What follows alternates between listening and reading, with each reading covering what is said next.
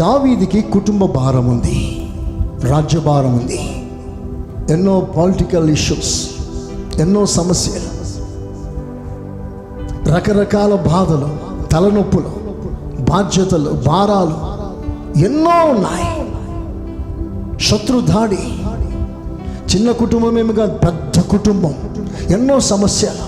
వీటన్నిటి మధ్యలో ఇన్ని భారం ఉన్నా, ఇన్ని బాధ్యతలున్నా, పొలిటికల్గా ఇన్ని ప్రెషర్ ఉన్నా అతని మైండ్ అంతా కూడా దేవుని మందిరమును గూర్చి.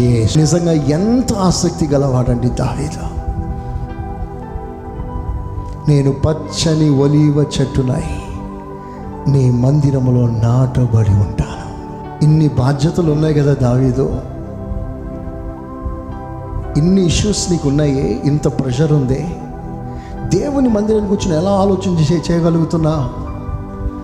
దావీదు అంటాడు, నేను ఈ స్థాయికి రావటానికి కారణం, ఈ గౌరవపదమైన స్థానం అధిష్ఠించడానికి కారణం నా దేవుడేగా. నేను ఎక్కడ ఉన్నాను? అసలు గొర్రెల దొడ్డిలా, ఎదుటి గ్రామానికి కూడా పరిచయం లేని ఒక అనామికుణ్ణి.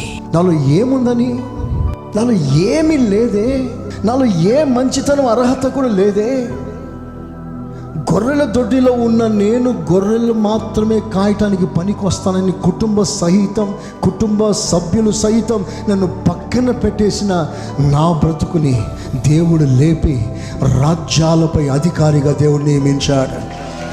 ఈ రాజ్యం మీద ఎన్ని బాధ్యతలున్నా, ఎన్ని భారాలున్నా, మొదట నా దేవుడు, తర్వాత ఈ రాజ్యం. Praise the lord.